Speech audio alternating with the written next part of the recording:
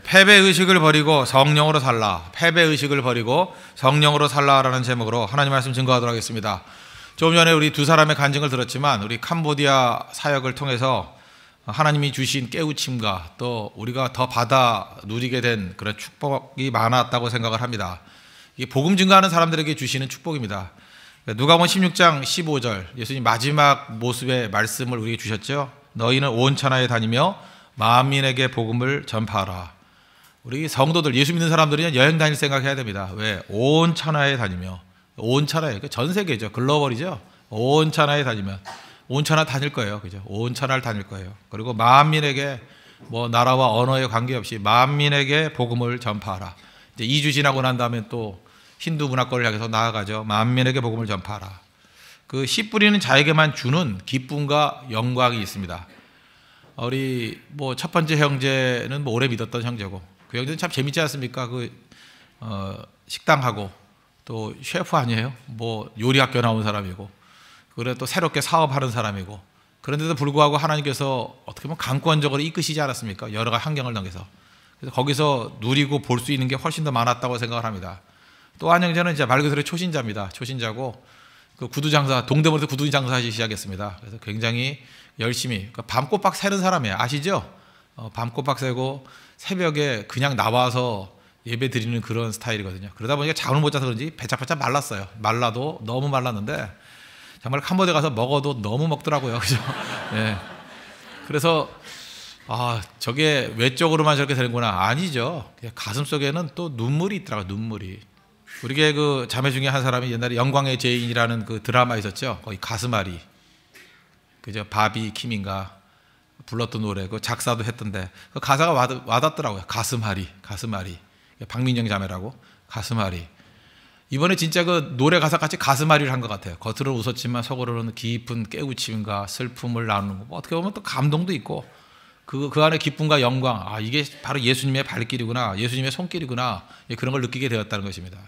교회는 자기 자신을 존재하는 게 아닙니다. 교회는 세상을 위해서 존재하는 거죠. 우리 성도도 마찬가지입니다. 복의 통로가 뭐예요? 복의 근원이 뭐예요? 나 자신을 위한 존재가 아니라 세상을 위한 존재라는 것입니다.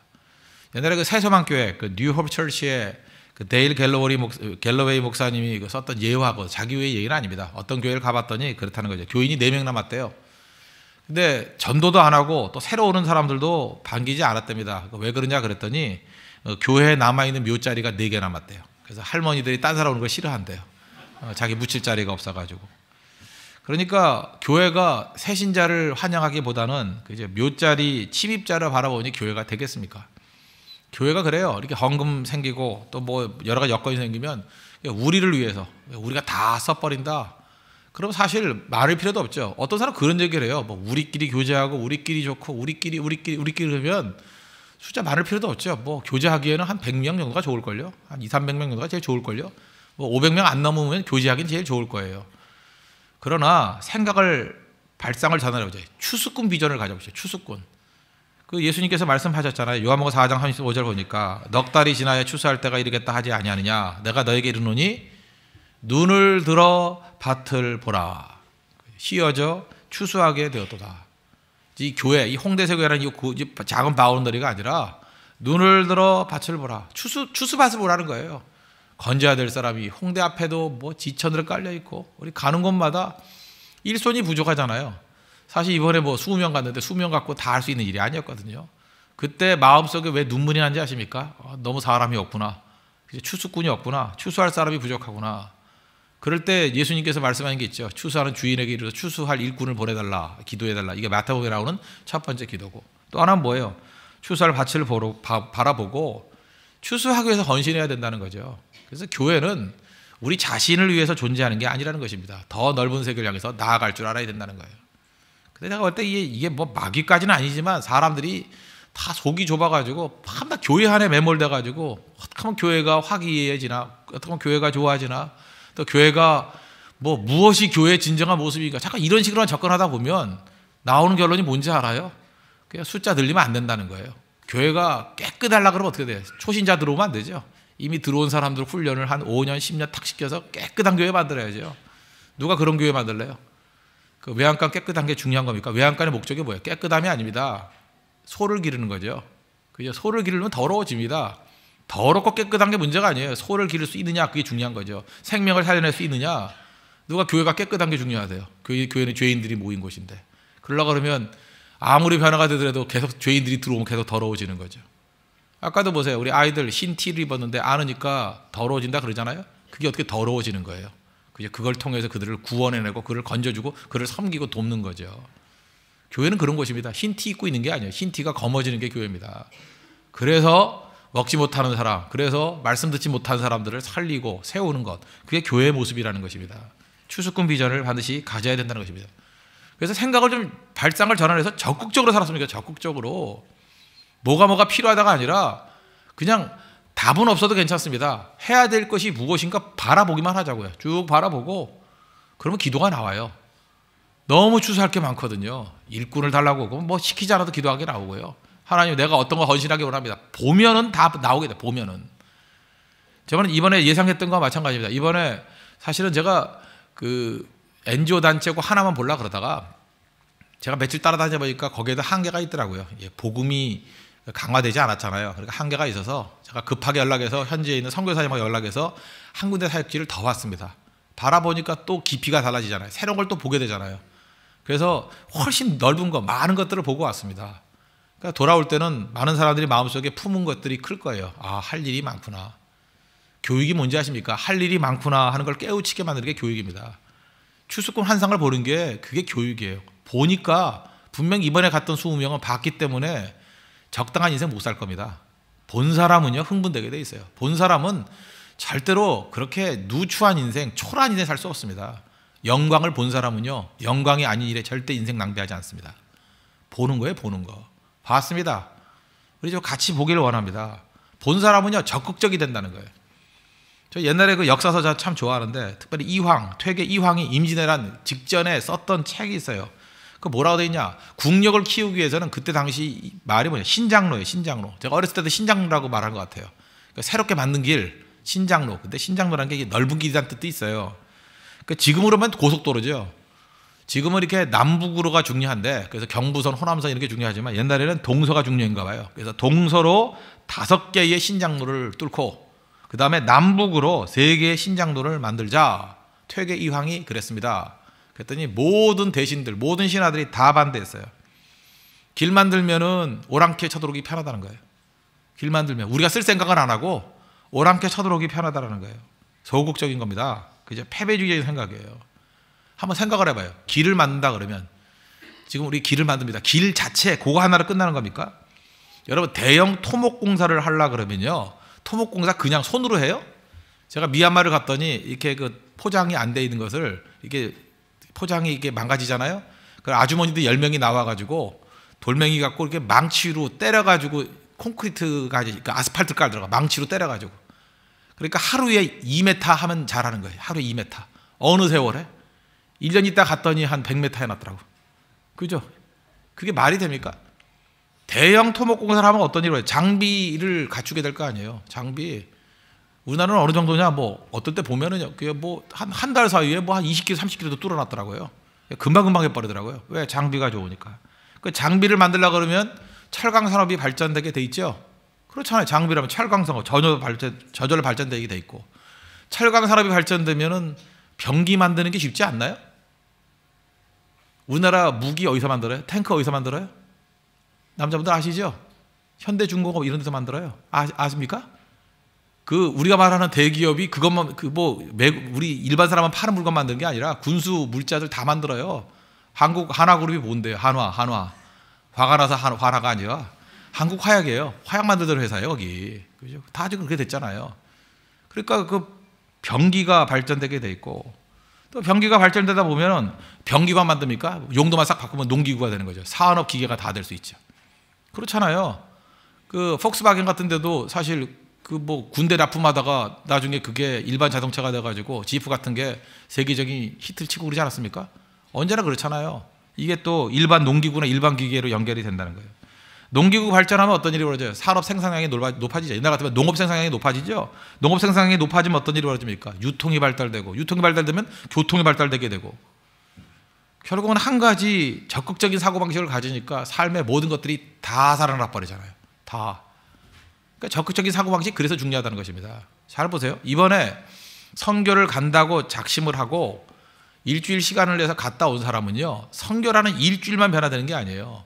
인생이 변한 거예요. 인생이. 바라보는 눈이 변화되고요. 여기서 파급 효과가 쭉 나타나가지고 아마 그 가정이 변화됐을 거예요. 부부 관계가 변화됐을 거고 자식들과의 관계가 변화됐을 거고, 이번에 어떤 그 가정주부는 아이들 버려두고 남편 버려두고 혼자 갔었어요. 그러고 난 다음에 얼굴이 화사해지면서 편하기 시작하는데 한 번도 아이하고 떨어져 본 적이 없대요. 그 아이들이 굉장히 성숙해졌을 거예요. 굉장히. 아이들 성숙해지고 남편도 이제 아내 귀한 줄 알게 될 거고, 그렇지 않습니까? 오늘 보니까 얼굴이 밝아졌더라고요. 아내가 돌아왔다고. 얼마나 밝아지는지. 그죠? 뭐 그전에는 약간 뭐 있으나 마나 한 뭐 그런 존재, 뭐 그 정도는 아니지만 그럴 수도 있잖아요. 남자들은 뭐 아내 귀한 줄 압니까? 근데 없어 보니까 타는 목마름으로 언제 오나 그죠? 그런 거 아니에요? 또 아내도 마찬가지죠. 이 가정에서 자기가 얼마나 많은 그 지원을 받고 있는지를 알게 되고, 이게 뭐 한두 가지가 아니라고요. 거기서부터 시작돼 가지고 자기 삶의 목표가 달라지고 비전이 달라지고 다 바뀌게 된다는 것입니다. 그래서 하나님 앞에서 우리가 가져야 될 생각은 뭐냐? 언제나 적극적인, 하나님이 부르신다 이제 콜링이 있을 땐 적극적으로 응답하는 게 필요해요. 근데 안타까운 건 뭐냐면 하나님이 그렇게 부르셔도 마음으로는 끌려요. 근데 마지막까지 마귀는 방해하거든요. 그러다 보면 아직까지 나중에 하자, 뭐 이번은 아니야, 미루다가 결국은 기회를 다 놓쳐버리는 불쌍한 인생, 더 심하게만 한심한 인생을 살게 된다는 것입니다. 그게 안 되는 거죠. 그래서 우리 홍대석의 모든 성도들은 하나님께서 우리에게 주신 비전과 꿈이 있으면 그거에 대해서 응답할 줄 알고 순종할 줄 아는 그런 아름다운 소명의 인생을 사는 믿음의 종 되기를 바랍니다. 우리 외부적인 게 되게 중요하죠. 많은 비전이 필요합니다. 그러면 선교 갔다 오고 난 다음에 저는 이제 균형이 중요하다고 생각하는데, 외부적인 활동을 많이 하면 추수꾼 비전이 있는 것도 중요하죠. 그러나 또 교회 내부적으로 필요한 건 뭐냐? 교제가 아닙니다. 교회 내부적으로는 뭐냐면 그 요즘에 이 시체말로 얘기한다 그러면 내공을 쌓아야 돼요. 내공이 뭡니까? 내적인 능력을 얘기해요. 내적인 능력. 내적인 능력에서 제일 필요한 게 무엇이겠습니까? 그게 성령이죠.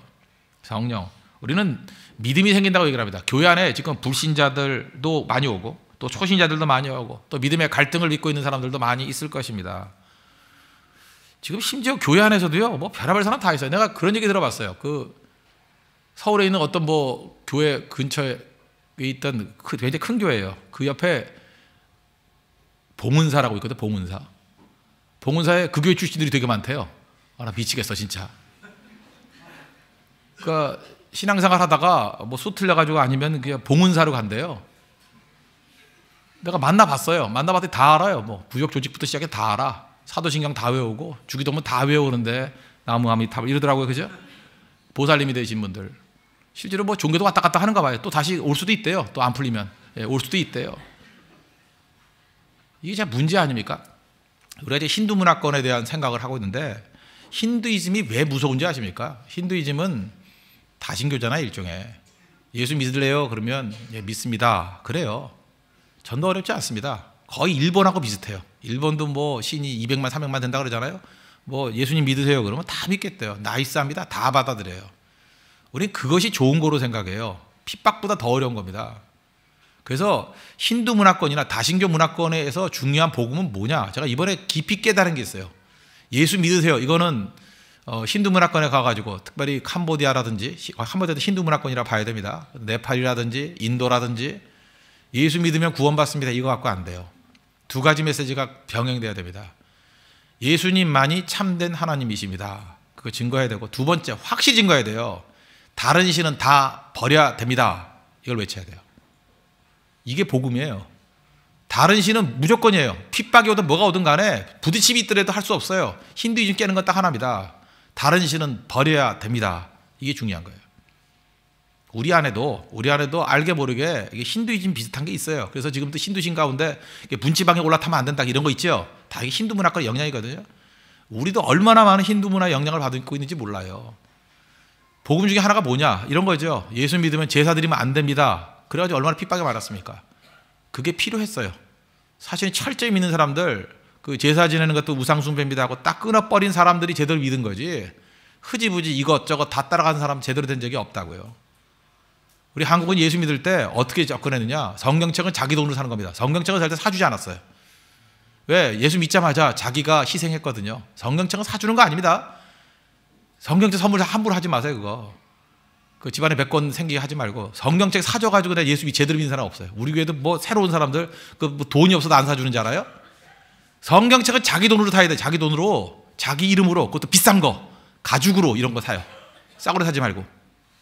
그래서 처음부터 희생하고 이것이 내 거다 그러면서 시작해가지고 성장한 거예요. 우리 자립의 원리거든요. 누가 대두지 않았습니다. 자립했어요. 그때부터 신앙이 생기고 그때부터 일어서기 시작하고 믿는 것 자체가 결단이었어요.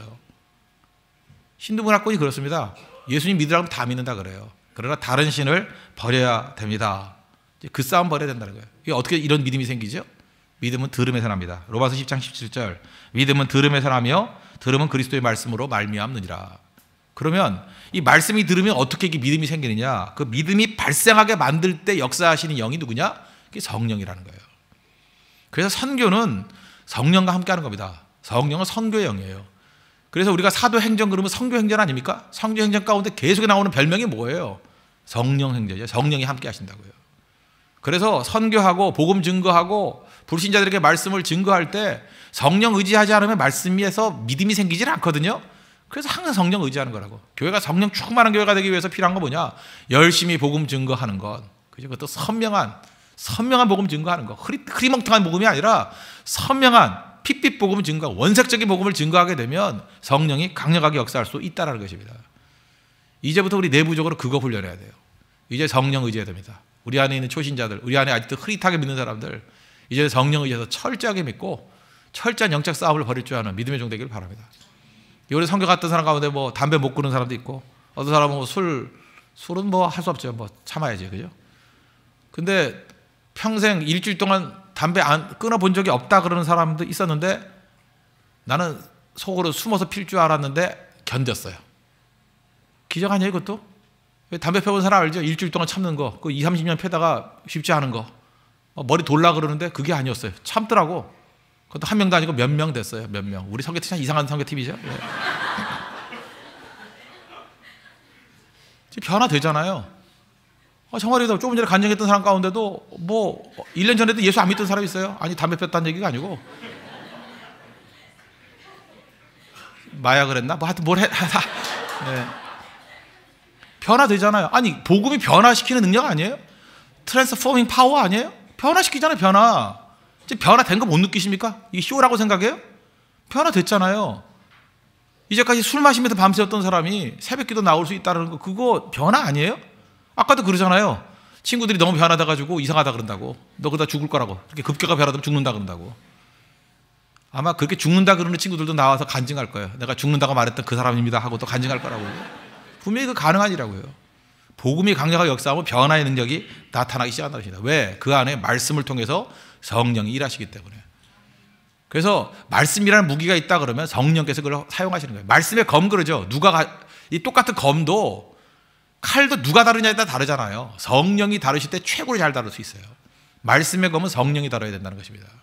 말씀을 통해서 성령이 어떻게 일하시는가? 그냥 우리 몇 가지만 보겠습니다. 첫째, 기억나게 하셔요. 성령께서는 우리로 하여금 말씀을 통해서 기억나게 하신다고. 4절 보십시오. 오직 너희에게 이 말을 한 것은 너희로 그때를 당하면 내가 너희에게 말한 이것을 기억나게 하려 하며. 성령께서는 항상 우리에게 기억나게 만든다는 것입니다. 우리가 말씀을 들었죠. 필요한 말씀을 기억나게 하는 것 성령이 하시는 일입니다. 여러분들 설교 굉장히 많이 들었죠. 많은 설교 뭐 받아 적을 수 있습니다. 성경 읽을 수 있습니다. 근데 적재적소에 성령께서 하시는 일이 뭐냐면 그것이 기억나게 만든다는 거예요. 이건 언제 제일 깨닫게 되느냐? 설교하거나 전도해 본 사람은 알아요. 전도할 때 이렇게 현장이나 전도할 때 갑자기 그 생각이 나요. 성경 말씀 기억이 막 나요. 그래서 그 상황을 풀어나가게 된다고. 현장 속에서 역사하시는 하나님의 성령을 의지하게 된다는 것입니다. 그래서 마태복음 10장 19절에 이런 말씀이 있죠. 너희를 넘겨줄 때 어떻게 또는 무엇을 말할까 염려하지 말라. 미리 짤 필요 없다는 거예요. 성령만 의지하면 그때 너희에게 할 말을 주시리니. 누가요? 성령께서. 그때 할 말을 주신대. 할 말을. 사실 뭐 오늘 설교하는 것 전부 다 그거 어디서 한 거냐면 그 선교 현장에서 했던 설교입니다. 한 10분 정도 했던 설교예요. 거기다 살 붙여서 하니까 40분 설교가 나오잖아. 저는 요즘에 이제 주일이 두렵지 않아요. 선교가도. 내가 옛날에 이걸 왜 몰랐는지 모르겠어요.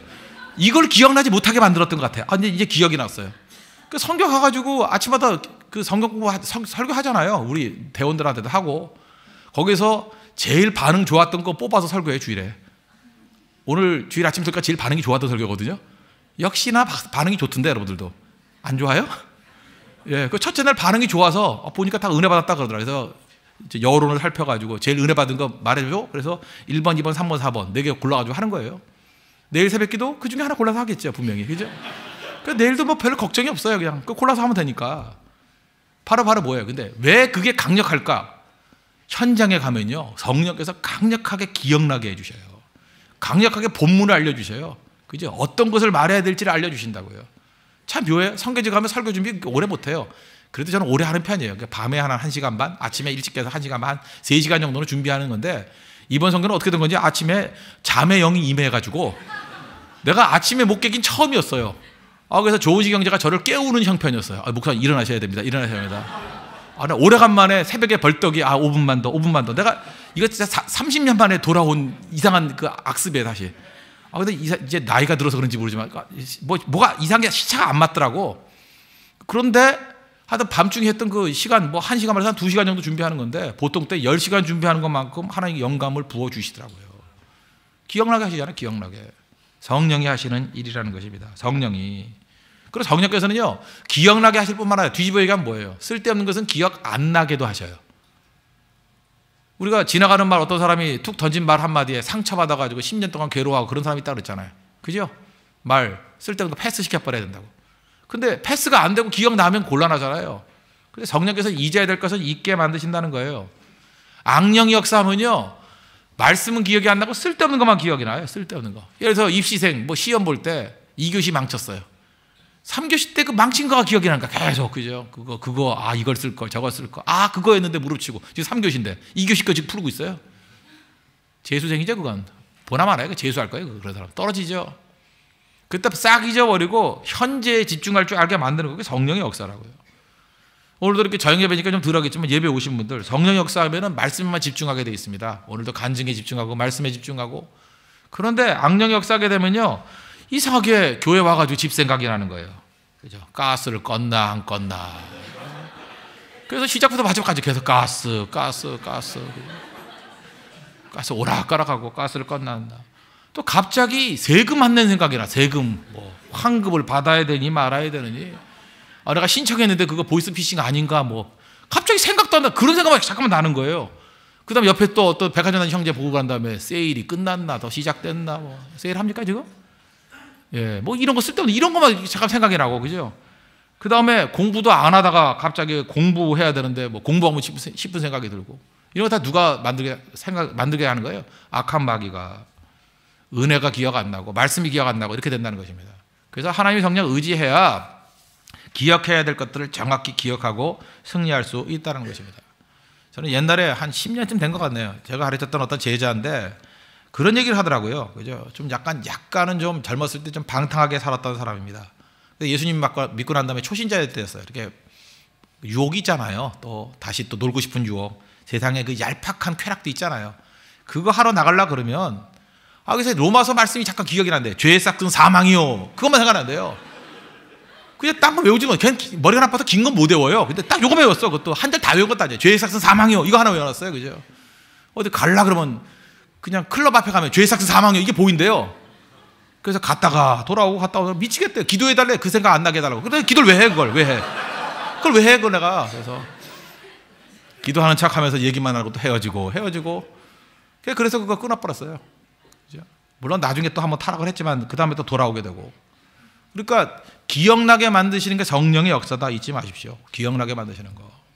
또 한 가지 오늘 중요한 거, 요 8절에 있는 말씀만 살피면 되겠는데 8절을 보십시오. 그가 와서 죄에 대하여 의에 대하여 심판에 대하여 세상을 책망하시리라. 그러니까 성령께서 하시는 건 기억나게 하신다. 또 그 컨텐츠 내용은 뭐냐 하면 죄에 대해서 기억나게 하시고 의에 대해서 기억나게 하시고 심판에 대해서 책망하시는 것이 기억나게 하신다. 이 세 가지예요. 여기서 그 책망이라는 건 에레그 K라는 단어인데, 그죠? 이게 분별하도록 도와준다 그런 뜻이에요. 그 책망이 욕만 한다는 게 아니라 우리 삶 가운데 적용시켜준다. 분별해서 적용시켜준다. 그래서 성령은 또 적용의 영이거든요. 잘 적용시켜 준다는 거예요. 예를 들어서 제가 지금 설교를 하지 않습니까? 여기 여러 사람들 형편이 다 틀리잖아요. 하나님 말씀을 증거할 때 성령께서 각 개인에게 정확하게 맞게 적용시켜 주셔요. 그게 적용형이에요. 그래서 똑같은 말씀을 들었는데 적용이 다 달라져. 누가 그렇게 해요? 성령께서 다르게 적용시켜 주신다는 것입니다. 그게 성령이 하시는 일이라는 거예요. 세 가지인데, 죄인데, 죄. 여기서 죄에 대하여는, 그죠? 죄가 뭐라 그랬어요? 그 믿지 않는 게 죄라 그랬죠. 믿지 않는 것. 그러니까 죄는, 율법도 죄에 대해서 말하고 있지 않습니까? 율법은 죄가 무엇이다 이렇게 가르쳐 줍니다. 근데 유대인들은 문자적으로만 알았죠. 그 죄의 근본적인 내용은 뭐예요? 죄가 뭡니까? 예수님 믿지 않는 게 죄라는 걸 알려준다는 거예요. 예수님 믿지 않는 게 죄입니다. 믿지 않는 게. 그래서 사도행전 2장에 보니까 너희가 십자가에 못 박은 예수를 하나님이 다시 살리셨고, 사도 베드로가 설교를 했습니다. 그랬더니 많은 예루살렘 백성들이 우리가 어찌할꼬 하고 회개했잖아요. 그 회개 내용이 뭐예요? 무슨 우리가 말하는 그런 그 외적으로 보이는 그런 죄가 아니고, 그들이 뭐를 죄로 느꼈어요? 십자가의 예수님을 믿지 않는 게 죄라는 걸 느꼈다고요. 그래서 믿지 않는 게 제일 큰 죄예요. 예수님을 믿지 않는 거. 그래서 우리가 어찌할꼬 하고 회개했다는 것입니다. 실제로 그들은 십자가에 자기가 못 박은 게 아니라 로마 군병이 못 박았잖아요. 그런데 우리가 했다라고 회개했잖아요. 우리가 3,000명이 우리가 그랬대. 우리가 죽였대, 예수님을. 우리가. 내가 죽였습니다. 왜 믿지 않은 게 죽인 거다 이렇게 적용을 하게 되더라는 것입니다. 그래서 참된 회개는 성령이 함께하게 될 때 나타나는 현상이라는 것입니다. 저는 잠언, 이번에도 그 잠언을 묵상을 했거든요. 잠언 묵상했는데 저는 이번에도 성경 갔을 때 그런 식으로 한 반 정도 했습니다. 11일 날은 잠언 11장을 읽고 12일 날은 잠언 12장을 읽고 뭐 이런 식으로. 그래서 11장을 하고 13장을 하고 16장은 자기들끼리 따로 하라 그러고 왔어요. 16장, 16일 토요일은 저는 미리 왔으니까. 근데 잠언 16장 제가 참 좋아합니다. 좋아하는데 제가 잠언 16장을 묵상하면서 젊은이 목회할 때 어마어마한 인사이트를 얻었어요. 팁으로 한 가지만 말씀드릴게요. 잠언 16장 6절을 보면요, 여호와를 경외함으로 말미암아 악에서 떠나게 되느니라, 이런 말씀이 있어요. 악에서 떠나는 문제. 옛날에 제가 굉장히 어리석었어요. 악의 문제는 악을 저지르면 안 돼, 악을 미워해야 돼, 그러면 떠나는 줄 알았어요. 절대로 아닙니다. 성경은 우리에게 말해주고 있어요. 악에서 떠나게 만드는 방법은 뭐냐? 악을 추구하면 안 된다는 거예요. 제가 옛날에도 이렇게 당구를 많이 쳤다 그랬죠. 당구도 이렇게 쿠션 담아가 있어요. 쿠션. 그러니까 원래 목표를 하는 것을 처음 요구하는 게 아니라 전혀 다른 거를 추구하다 보면 결과적으로 악에서 떠나게 된대요. 그 첫 번째 영적인 쿠션 접근이 뭐예요? 여호와를 경외함으로 말미암아. 하나님을 두려워하게 만들면 반드시 악에서 떠나게 돼 있어요. 하나님을 경외하는 거. 그래서 청년 목회할 때 이걸 굉장히 강조했습니다. 그죠? 하나님을 경외하는 거. 하나님을 경외하게 만드는 사람, 하나님을 경외하는 사람들은 다 악에서 떠나더라고요. 죄에서 다 떠나가 버려야 되더라고요. 이게 중요한 거죠. 그러니까 우리 제일 먼저 이 죄라는 게 뭐냐? 여기서 시작이 됩니다. 성령께서 우리에게 예수님 믿지 않는 게 죄야. 이게 뿌리예요. 죄의 가장 큰 출발점은 어디냐? 예수 믿지 않는 게 죄입니다. 죄가 뭐냐? 누가 물어보면 뭐 잘못하고 이런 거 다 율법죄로 빠질 가능성이 커요.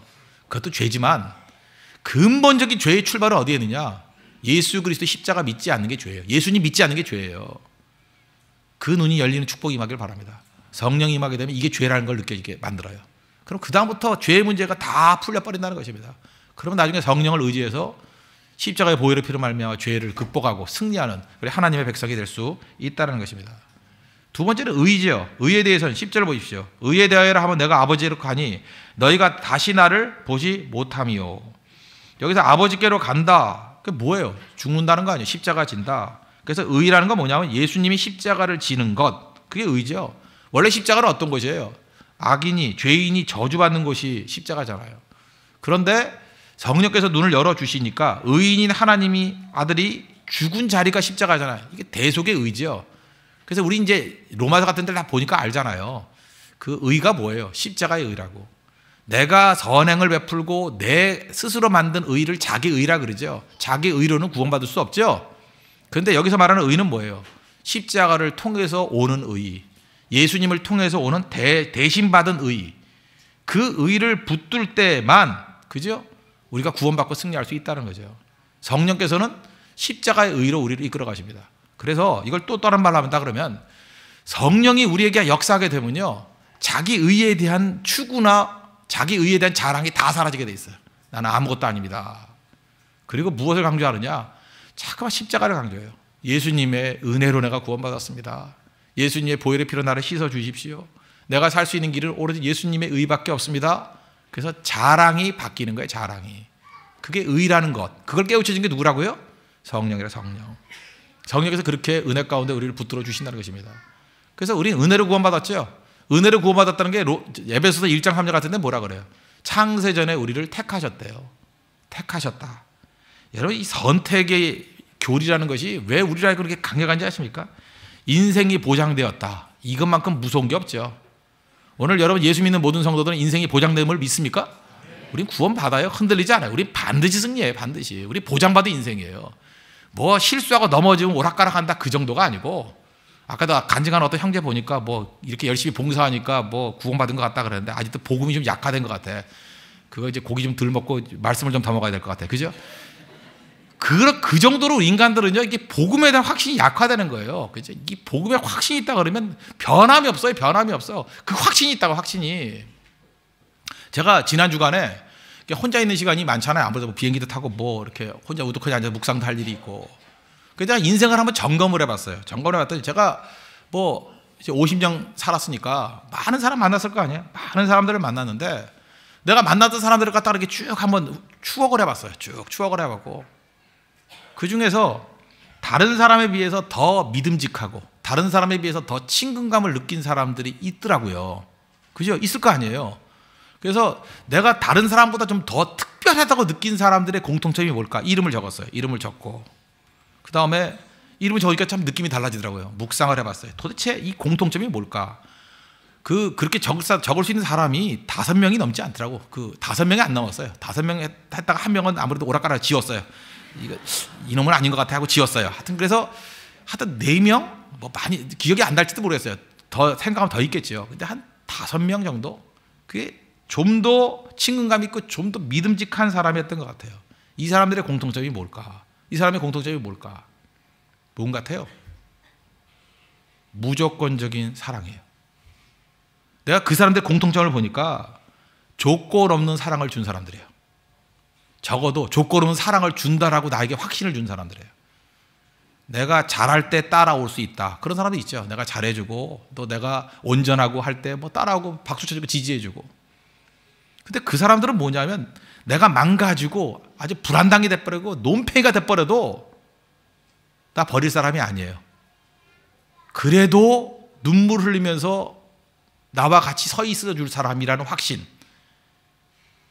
그런 사람들이더라고요. 아, 이게 중요한 거구나. 그래서 그 다음 깨달았어요. 나도 이런 사람 돼야 되겠구나. 그죠? 어떤 사람 바라볼 때 그런 거 있잖아요. 그 사람 만났을 때 기브 앤 테이크라고 받을 거 기대하면서 주는 거 있죠. 아, 그럴 때 많이 받아도 기분 되게 나빠요. 근데 어떤 사람은 그런 게 하나도 없어요. 그냥 막 주는 거죠. 저는 우리 원칙이 하나 있습니다. 우리 사모하고도 제가 그런 거 하는데, 우리 아이들 길 잃었을 때 학교 선생님들에게, 전 선생님이 너무 고마워요. 그래서 선생님들에게 선물을 해줘야 된다고 생각하는 사람이에요. 그것도 아주 좋은 걸 해줘야 된다고 생각해요. 아니, 선생님한테 선생님을 존경하지 않으면 어떻게 교육이 이루어져요? 아이들한테 가르쳐줘야죠. 선생님은 귀한 분이야. 선생님한테는 최고로 잘해야 돼. 저는 그렇게 믿어요. 근데 선생님한테 너무 잘해주다가는 뭐 촌지가 된다면서요. 그거 안 되잖아요. 그래서 우리가 하는 원칙 중에 하나는 뭐냐면, 학년 다 끝나고 난 다음에 큰 선물과 식사 대접을 하는 거. 물론 뭐 매번 한 건 아니지만 그게 참 중요해요. 그거 얼마나 중요해요? 그거는 뭐 촌지 아니잖아요. 다 끝날 때니까. 특별히 우리 그 막내가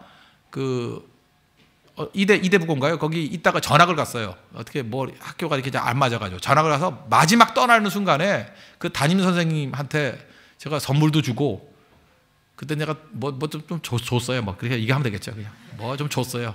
흰 봉투에다 뭐 줬어요. 이렇게 줬어요. 그게 부정이 될 수 없는 게 뭐냐면 그 마지막 보는 모습이었거든요. 아무 이해관계 없어요. 정말 고마웠거든요. 몇 달이지만 고마웠어요. 고마웠고, 선생님이잖아요. 선생님을 존경해 줘야죠. 선생님을. 아무 문제 없잖아요. 떠나는데 뭐 아무 이해관계 없어요. 고마워서 준 거예요. 고마워서. 얼마든지 할 수 있다고 생각해요. 얼마든지. 그죠? 그런 마음을 주니까 그 좋았던 게 한 번은 그렇게 했더니 그 다음에 또 담임 선생님이 또 됐대. 이거 어떻게 이거 그죠?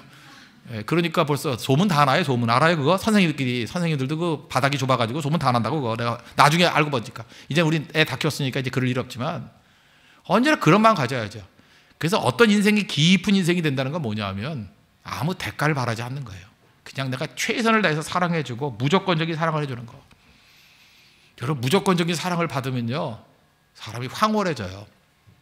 황홀해지고 회복이 돼요. 근데 지금도 기억나네요. 홍대세계 교인도 아니에요. 그냥 어떤 성도가 어려움 당한다 그래서 그 수술 받고 할 때 제가 신방 갖고 그 다음에 여기 살지도 않아요. 저 광양에 살아요. 전남 광양에 살아요. 홍대세교회는 뭐 1년에 한두 번이나 뭐 갖고 놀러나 올 수 있을 분, 뭐 이런 케이스. 그런 케이스의 분들이 몇 분 계셨어요. 그런데 가가지고 최선을 다해서 예배드려주고 기도해주고 돌봐줬어요. 나는 그게 무조건적인 사랑이라고 생각해요. 저한테 올 이익 하나도 없어요.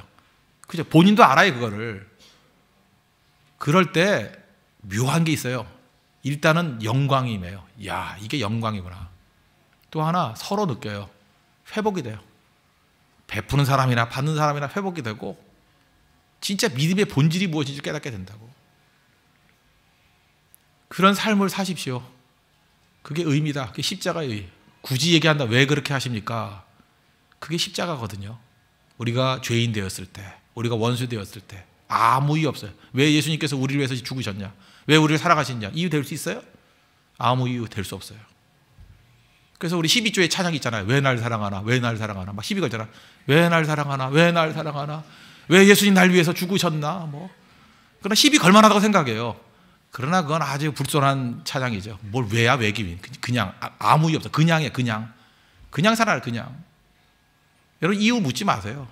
그러면 회복이 된다니까. 그게 영광스러운 일이에요. 그런 사랑 맛보셨어요? 난 그 복이라고 생각해요. 나는 하나님께서 내게 주신 축복 가운데 하나가 뭐냐면 그 무조건적인 사랑으로 내게 다가오는 친구들이에요. 이유가 없어요. 어떤 때는 뭐 그런 거 있잖아요. 뭐 저렇게 하다가 전 목사한테 무슨 나중에 혜택이라도 받을 거. 혜택 받을 일이 전혀 없는 사람 가운데 있다니까요. 그런 사람이.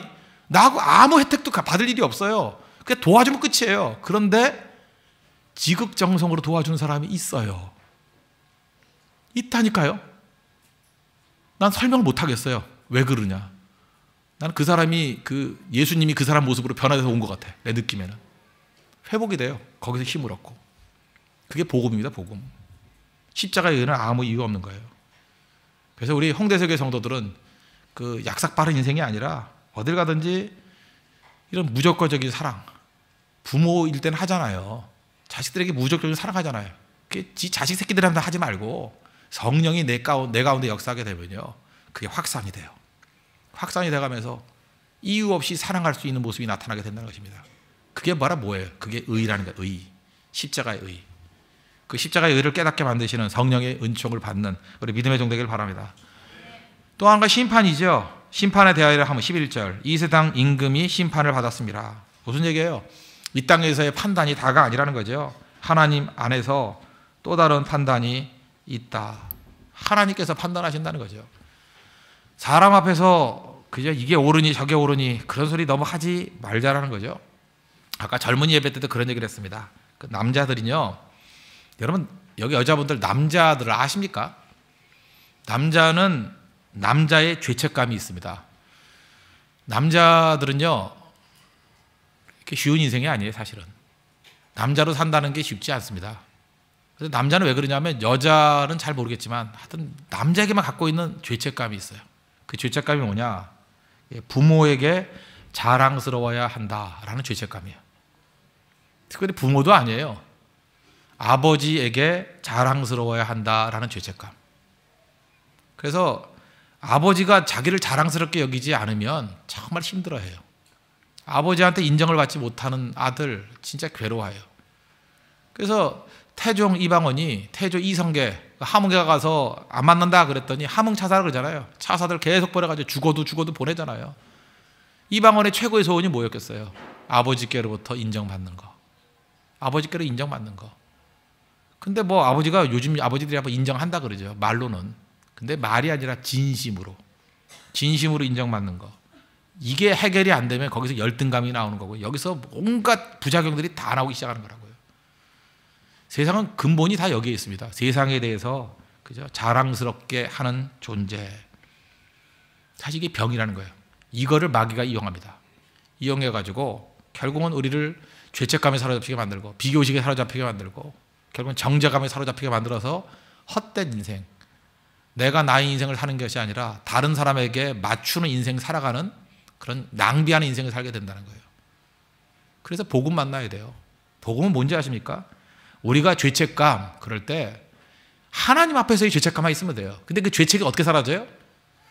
성령과 생명의 법으로 말미암아 이제는 죄와 사망의 벌에서 우리 해방됐다라는 거예요. 이런 거에 우리는 얽매이지 않아요. 우리 뭐 누구에게 자랑스러울 필요도 없고요. 연연할 필요도 없어요. I am who I am. 내가 남으면 되는 거예요. 하나님 앞에 내 자신이 내 자신으로 서 있는 것으로 충분하다는 것입니다. 왜? 최종 심판자는 누구예요? 하나님이시기 때문에. 그래서 최종 심판자가 하나님이라는 것을 알면은 세상에 대해서 초연해집니다. 그래서 세상이 우리를 때리잖아요. 때리려면 때려라. 그래요. 그게 뭐 별거냐. 그죠? 밟으려면 밟아라. 그게 별거냐. 아무것도 아니에요. 그죠? 욕하려면 욕해라. 그게 별거냐. 하나님이 예스하면 끝이야. 그 인생이라고요. 사도 바울도 그런 인생을 살았잖아요. 그죠? 그 사도 바울이 뭐라 그래요? 그 갈라디아서 1장 10절 보니까 이제 내가 사람들에게 좋게 하랴 하나님께 좋게 하랴 내가 지금까지 사람들에게 기쁨을 구하는 것이었다면 그리스도의 종이 아니니라. 그래서 하나님께 인정받는 인생을 살아서 흔들리지 않습니다. 이게 바로 뭐예요? 이런 인생을 살면 죄책감으로부터 자유로운 인생을 산다는 거예요. 하나님 인정하시면 되는 거지 뭐 사람들이 뭐라 그러던 뭐 똥개를 찢어서 경부선을 간다 그러고 가는 거죠. 그죠? 그게 중요하다는 거예요. 그래서 지금도 너무 다른 사람들에 대해서 말에 예민한 사람들 근본적인 이유가 있습니다. 복음이 약화됐기 때문에 그래요. 성령의 능력이 약화되기 때문에 성령 의지하십시오. 오늘 약간 좀 어려워 보일 수도 있지만 이 성령이 역사하시는 들 붙들고 더 강력해지고 더 자유해지는 믿음의 종 되길 바랍니다.